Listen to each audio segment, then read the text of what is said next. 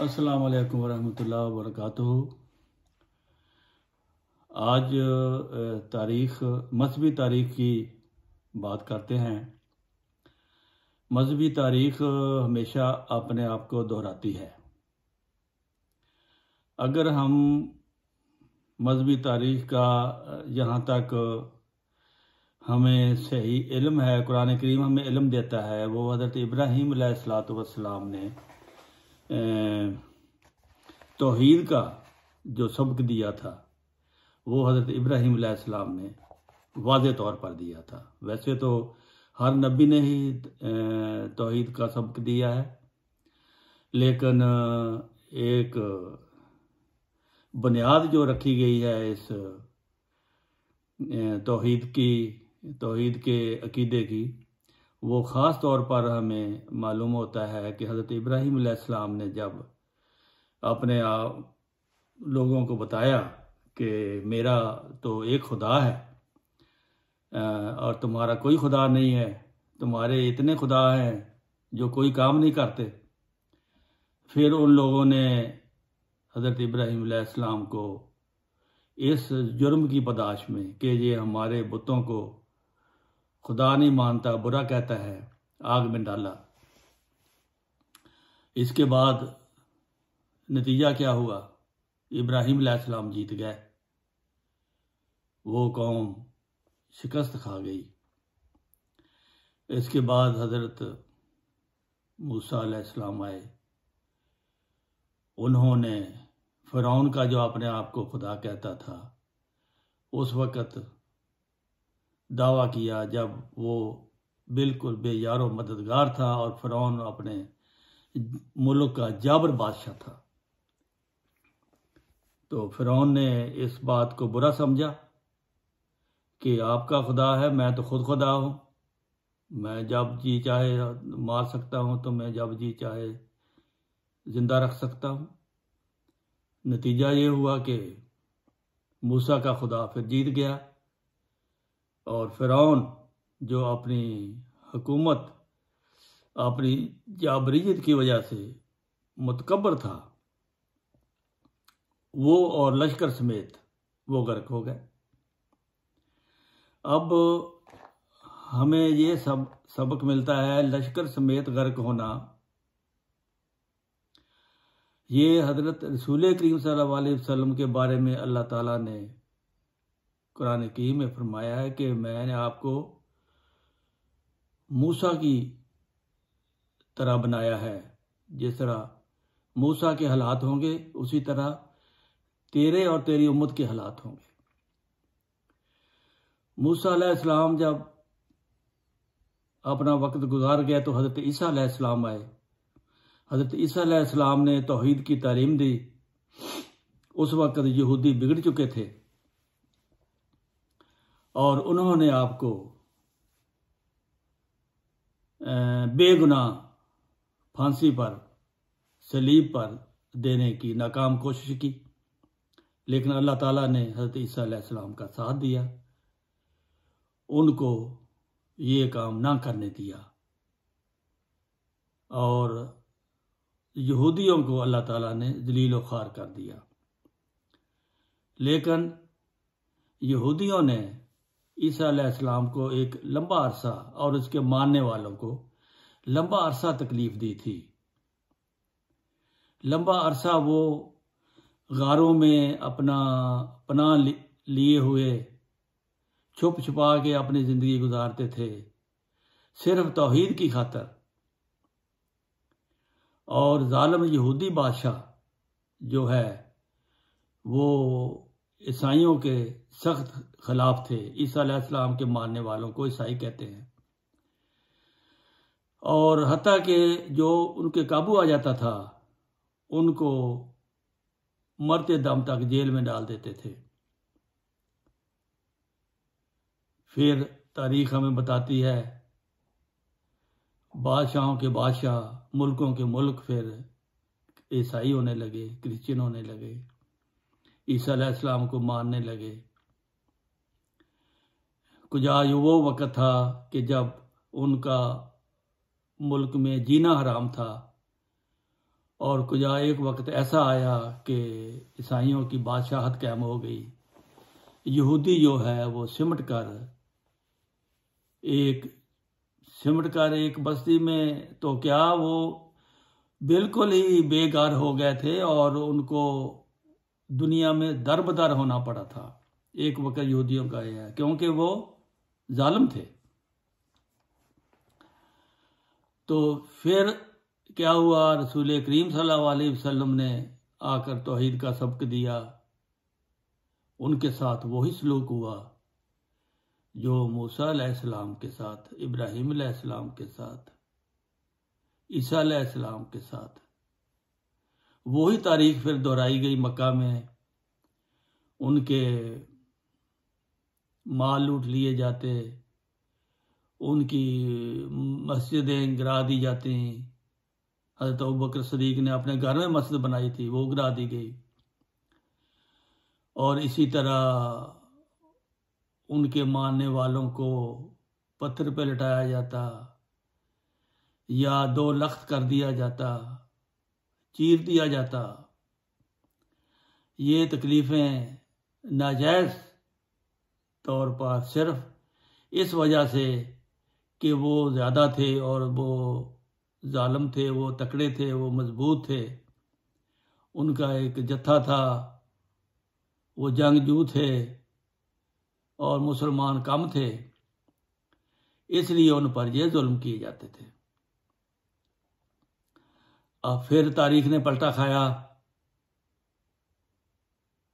Medina शरीफ में हिजरत हो गई और मुसलमानों ने फिर मुख्तलिफ जंगें करते हुए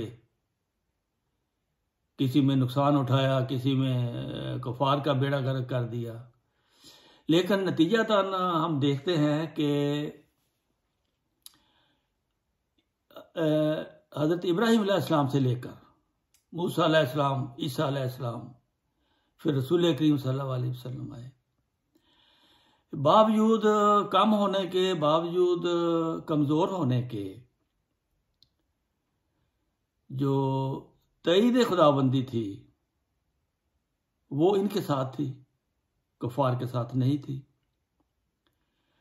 अब हज़रत रसूल करीम सल्लल्लाहु अलैहि वसल्लम की हदीस और कुरान करीम में एक वाज़े हुक्म के बावजूद के साथ जब आखिरी ज़माने में इमाम मेहदी अलैहिस्सलाम तशरीफ़ लाए, उनके साथ भी वही सलूक हुआ जो मैंने तारीख बताई है। इब्राहीम के साथ, मूसा के साथ, ईसा के साथ, रसूल करीम सल्लल्लाहु अलैहि वसल्लम के साथ। और मज़े की बात यह है कि इनकी किताबों में ये लिखा हुआ था कि इसके बाद एक नबी आएगा, उसको तुम मान लेना। इसी तरह रसूल करीम सल्लल्लाहु अलैहि वसल्लम ने भी फरमाया कि आखिरी ज़माने में, जिसका अंदाज़ा 14वीं सदी लगाया जाता है, कि इमाम मेहदी आएगा, ईसा इब्ने मरियम आएगा। यानी कि ईसा इब्ने मरियम जो हज़रत मूसा अलैहिस्सलाम के ज़माने की उम्मत में था, वो नहीं था, उसकी मानद ईसा एक मसीह मोहम्मदी भी उम्मत मोहम्मदिया में आएगा। हदीसों से पता लगता है कि वो, उसका रंग और है, इसका रंग और है, उसकी चेहरे का और बालों का डिज़ाइन और है, इसका और है, लेकिन नाम उसका मसीह रखा है, क्योंकि वो मसीह मूसवी जो था वो 1400 साल के बाद उम्मत मूसवी में आया था, और उम्मत मोहम्मदिया में 1400 साल के बाद ही मसीह मोहम्मदी आना था, जो आया, जिसकी इस कदर मुखालफत हुई और 130 से ज़्यादा साल हो गए हैं ये मुखालफत हो रही है। ये तारीख है एक जो हमें बताती है कि ताईद जो है, जिस तरह पहले नबियों की ताईद खुदाबंदी हुई और वो कामयाब हुए, और इस मसीह के मानने वालों की भी ताईद खुदा ताला कर रहा है। और ये कामयाब होते नजर आ रहे हैं, क्योंकि जितना इनको दबाया जाता है उतने ही ये दुनिया में फैलते जाते हैं। ये ताईद खुदावंदी का एक निशान होता है। जो झूठा होता है उसको तो खुदा ताला शिकस्त दे देता है, किसी को समुद्र में गिरा देता है, डूब कर मार देता है, किसी पर तूफान, किसी पर कुछ जलजला, मुख्तलिफ किस्म के अजाबों से उनको अल्लाह ताला शिकस्त देता है और अपने हक की उसकी तायीद करता है जो उसने बेचा हुआ होता है। तो तारीख अपने आप को बार बार दोहरा रही है, लेकिन इंसान समझने की तरफ नहीं आते। और आज पाकिस्तान में अगर देखा जाए तो मस्जिदें गिराई जा रही हैं, उनके किताबों पर पाबंदी लगाई जा रही है, उनकी इबादतों पर पाबंदी लगाई जा रही है। ये वही कुछ हो रहा है जो पहले ज़माने में अल्लाह की जमातों के साथ होता आया है। और मीनारों का गिराना, महराब का गिराना, मस्जिदों का सील करना, ये सब पिछले ज़माने में पिछली हुकूमतें जो हक व सदाकत की मुखालिफ होती थी वो करती आई हैं। और आज पाकिस्तान में बावजूद एक नाम की जमहूरियत के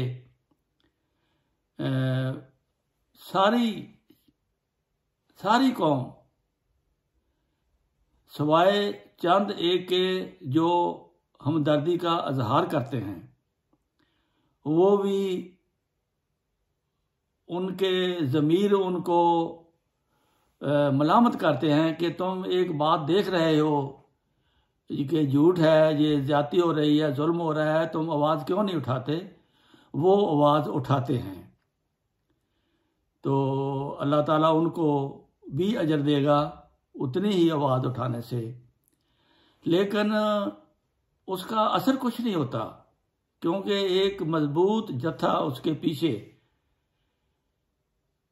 बीच में हुकूमत भी है, बीच में फौज भी है, बीच में अदारे भी हैं, बीच में उलमा भी हैं, क्योंकि ये सब खामोश हैं। अगर कोई कहता है कि हम नहीं हैं तो वो खामोश तमाशाई हैं।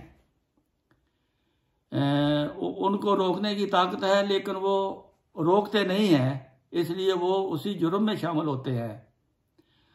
तो ये एक लम्हा फिक्रिया है उस कौम के लिए जो कौम हक और सदाकत की खुल्म खुला मुखालफत कर रही है और उनको नुकसान पहुंचा रही है।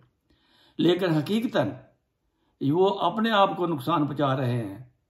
उनका अपना इमेज दुनिया में ख़राब हो रहा है, वो दुनिया में बदनाम हो रहे हैं कि आप लोग एक अक़लियत पर, एक कमज़ोर लोगों पर जुल्म करते हो, उनकी इबादत में तुम रखना डालते हो, उनको तुम मजबूर करते हो।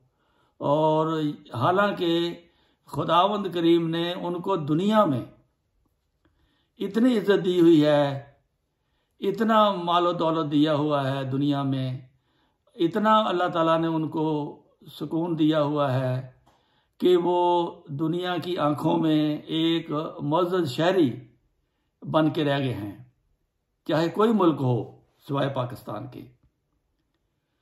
तो ये लम्हा फिक्रिया है, क्योंकि ऐसे जब हालात पैदा हो जाए तो फिर उस कौम के गर्क हो जाने का ख़तरा पैदा हो जाता है, क्योंकि अल्लाह ताला ने पहली कौमों को इसी तरह ख़त्म कर दिया था जब वो हद से गुज़र कर जुल्म करती थी और बाज नहीं आती थी। तो अल्लाह ताला से हमारी तो हमेशा ये दुआ है कि अल्लाह ताला पाकिस्तान को और उसके अदारों को, उसकी फ़ौज को, उस मुल्क को क़याम दायम रखे और उनको अक्ल और समझ दे और उनको इंसाफ करने और जुल्म ना करने की तौफीक अता फरमाए।